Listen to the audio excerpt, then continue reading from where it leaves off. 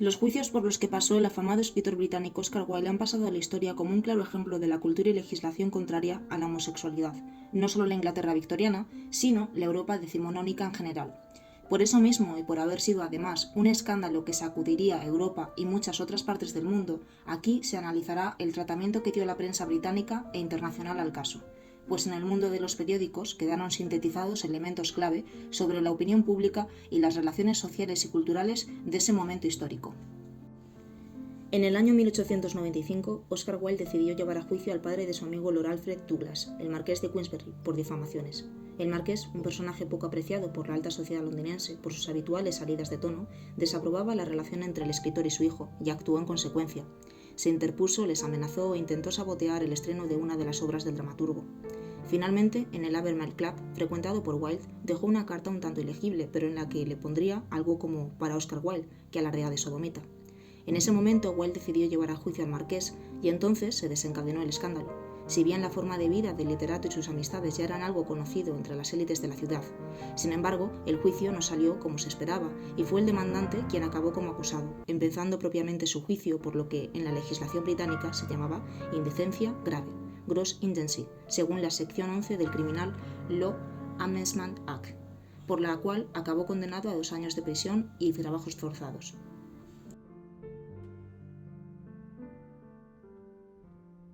Si bien la forma de vida del literato y sus amistades ya eran algo conocido entre las élites de la ciudad, sin embargo, el juicio no salió como se esperaba y fue el demandante quien acabó como acusado, empezando propiamente su juicio por lo que en la legislación británica se llamaba indecencia grave, gross indecency, según la sección 11 del Criminal Law Amendment Act, por la cual acabó condenado a los 2 años de prisión y trabajos forzados. Junto a él se juzgó a Alfred Taylor, por motivos similares, pero fundamentados en que éste tenía y había vestido un atuendo de mujer. No obstante, no era habitual que la legislación contra las conductas y sexualidades no normativas se aplicara, pues podía sacudir toda la estructura de la alta sociedad.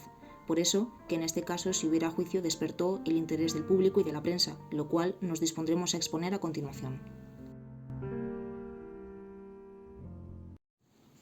Tanto en Reino Unido como en el resto de países se intenta evitar mencionar directamente los actos de los que se acusa a Oscar Wilde.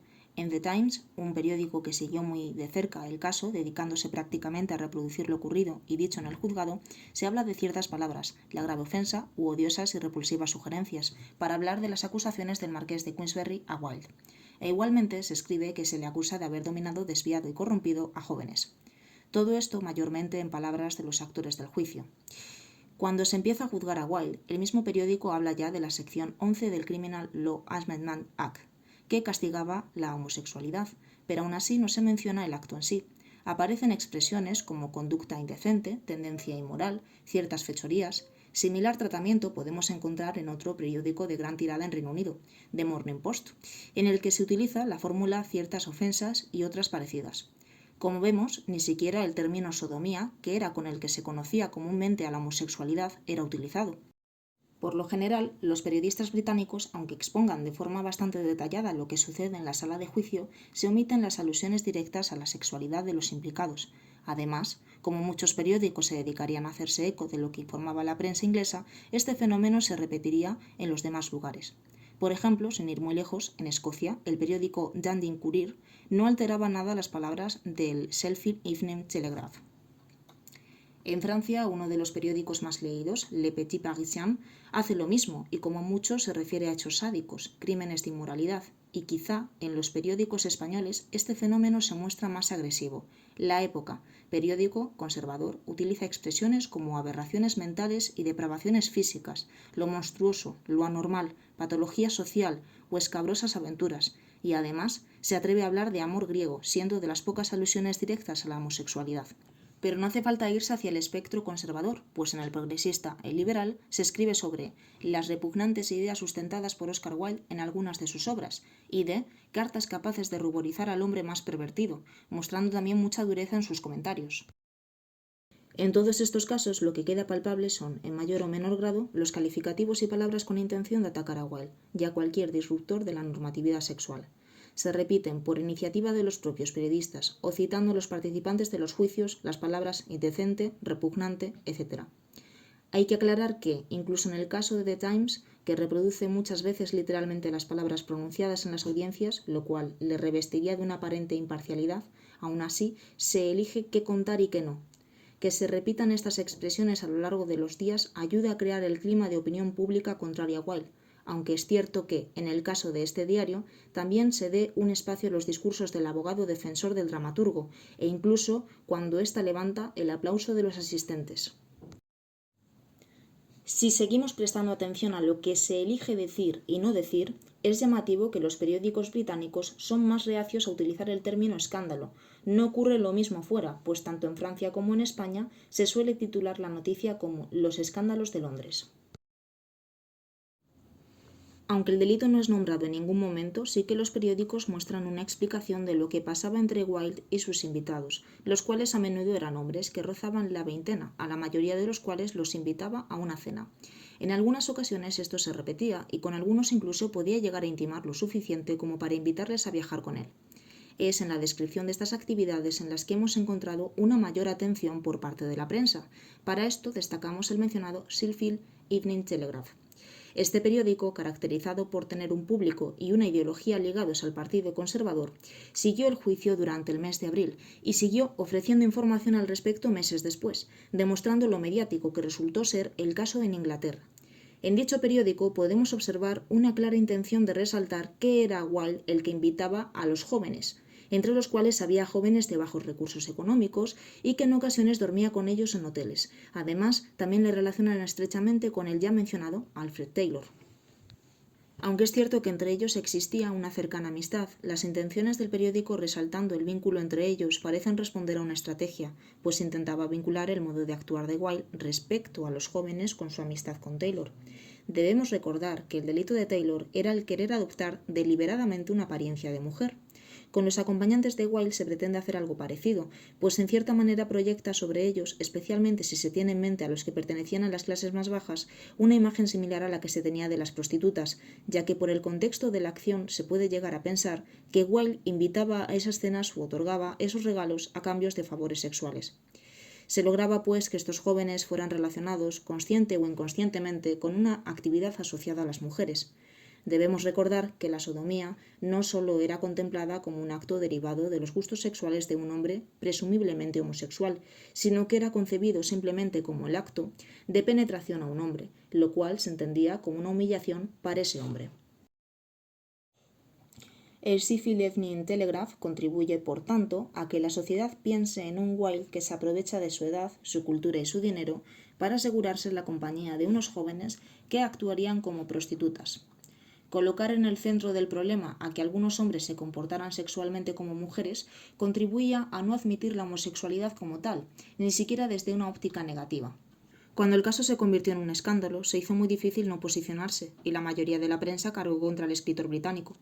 Sin embargo, aunque Oscar Wilde fuera el particular afectado, sus juicios sirvieron más para sacar a la luz los sentires de muy diversos sectores de la sociedad. No se vería el mismo enfoque en Inglaterra que en Francia o España, ni tampoco entre los periódicos dirigidos al gran público que en la prensa, por ejemplo, del movimiento obrero.